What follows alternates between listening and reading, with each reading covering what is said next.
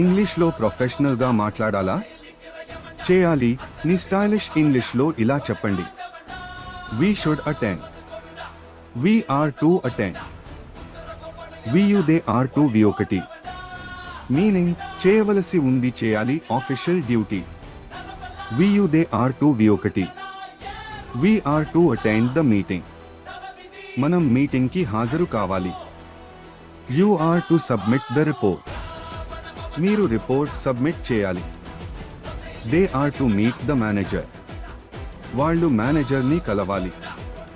Friends, ఈ structure ఎక్కువగా office English, school instructions, formal సిచ్యువేషన్స్లో యూజ్ చేస్తారు.